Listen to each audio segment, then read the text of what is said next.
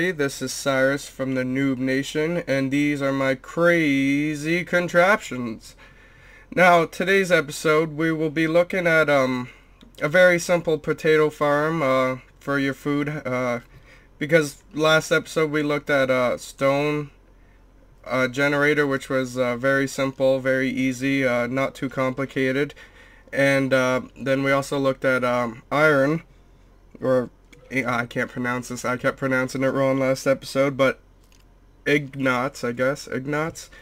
But easy ways to keep them going. In this episode, we're going to be looking at a food supply and rubber.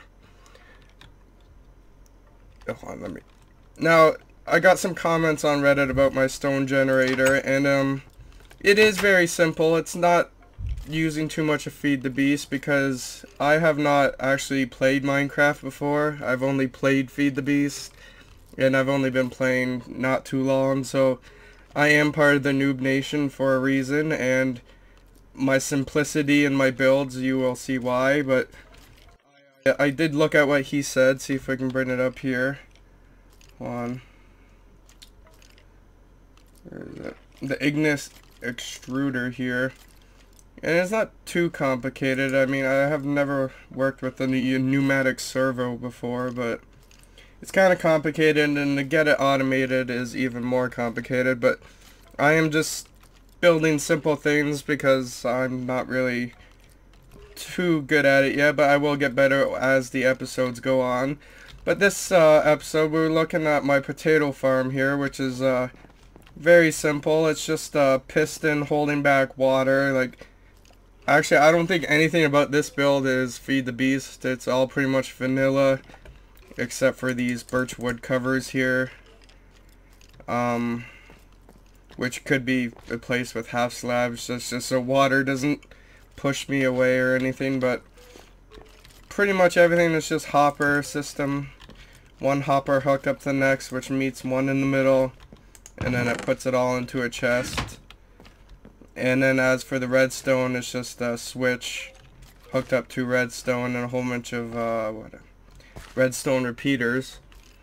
And they're connected to sticky piston, which is actually connected to quarry stone, but I got more covers on them, as you can just tell right there. Hold on.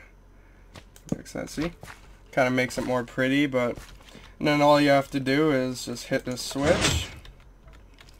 All the potatoes get pushed into the hoppers. One. Switch again. Oh, we had one potato miss its hopper, but and they should be going into them. I don't. Sometimes it does this, but let me just pop that out and hook that up like that. As soon as I put the potatoes back in, they should work, right?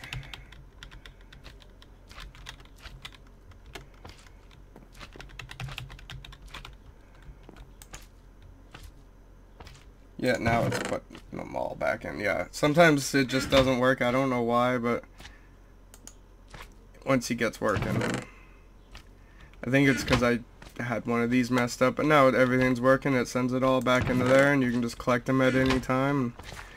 I actually wasn't using these for food at first. I needed experience, and I hadn't built a mob farm yet, so I was just getting stacks of these and then cooking them up for experience, because I am building like an enchantment tower slash library, which I will be showing in another episode. But like I said, these crazy contraptions on the simple form right now because I'm still a noob at this game, but as these episodes go, I'm hoping things will be a little more crazy.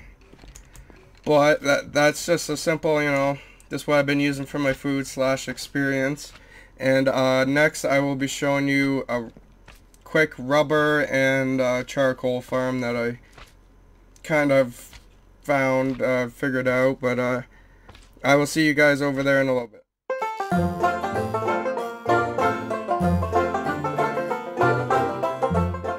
Welcome back, everybody. Before we head over to the rubber farm, I'm just gonna first show you how to make the tools that you need. First thing will be a force axe, which you can just you can use any stick to begin with because you won't have any force logs, but just take a stick, force nugget, and a force, no, I just did this, and a force ingot, and makes a force rod. If you just use a normal stick, you only get one use, but enough. But you take a normal sapling, you just right click, and it turns it into a force tree, which will get one of those, and then you harvest it, get the wood like this, which then you turn in log or planks, and then you can get sticks out of it. But then to make the axe, you just take 2 of these sticks and then 3 of these, and you get the axe. Now to add on what I've been using to help cut the trees faster and to auto cook them is, hold on one second here, you need 1 of these logs, charcoal, then you don't have to, but I've just been using sugar to make it go faster. You put it into this force infuser, I think it's called, I don't quite remember the name, and then you have to hook it up to a force engine to power it. I've already got up to tier 3, but you have to, not for the lumberjack or the coal or the heat, I don't think you need to level it up for that. And then 2 of those, and then you put your force axe in there and you hit that, and it slowly will make a heat axe with lumberjack 2. And so I'll show you what all that does in a quick second, so I'll see you guys in the few. Hello and welcome back, everybody. Now it's time for the fun part. Now that we got the tools that I showed you earlier, it's time to get to the farming. Here you can see I've already got some charcoal. The rest I moved back to my main house. I had about this much in coal, but I needed it, so I moved it over. But this is all the rubber I've collected so far, and these are the saplings, but no real need. You can use them for cooking too because they do burn in a furnace, but pretty much get enough to replant after each harvest. So you're gonna need about, well, yeah, about 3 axes, maybe take 4, but 3 should be enough for this. The bigger farm you have, the more you're gonna get. It's basically just a normal tree farm, but instead of oak or birch, I have put in rubber trees.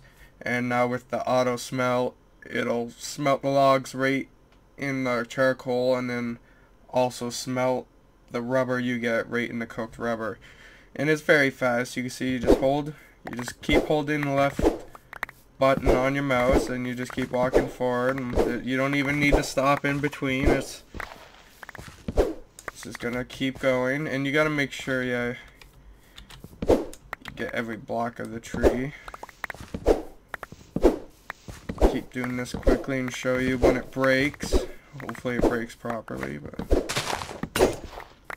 yeah, see, when it broke, it took the rest of the tree, but sometimes it'll break and the whole tree won't come down, so you'll have to cut the logs that are left. I'm sure it'll happen once before we're done this harvest here.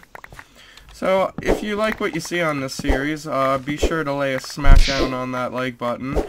If you want to see more possibly of my Feed the Beast experience, leave a comment, and maybe I could get a Let's Play series out of this, and maybe the new PC Noob will let me have a little more time on his series.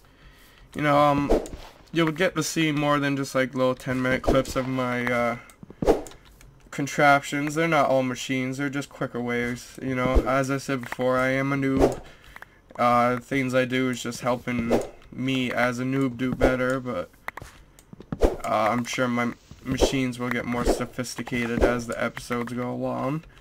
But as you can see, got quite a bit of charcoal and cooked rubber from that, and they're going to continue to drop. You can sit around and wait, or if you think you got enough, you can just take on off. I like to sit and let them drop for a bit, and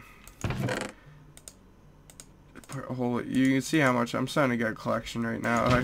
I use quite a bit of rubber too for conveyor belts, and which I will show you for my monster spawner. I got a conveyor belt system in there, but I'm gonna need the saplings. Yeah, I'm gonna replant, but But yeah, I like playing Feed the Beast. I haven't been playing too long. And like I said before, I have never even tried the vanilla on PC. I have played it quite a bit on the Xbox, but there is a big difference between the two. So I kind of know what I'm doing. I just know what I do the most and how to do it quickly, apparently. But I like suggestions and making things better, like that suggestion about the stone maker on my last stone generator video. Any help really makes it easier, because I don't know everything. Obviously, I only know a small fraction about this game. But yeah, you can. This is about enough to keep me going for a while, but you could make this as big, like hundreds of trees, and you'd be good in one harvest. But this is Cyrus, and these are my crazy contraptions. So like I said before, please leave a smackdown on that like button. Comment for anything you want to see or any suggestions that help my series, because I am a noob and this game is very new to me. So I will see you guys on the flip side. Have a good one.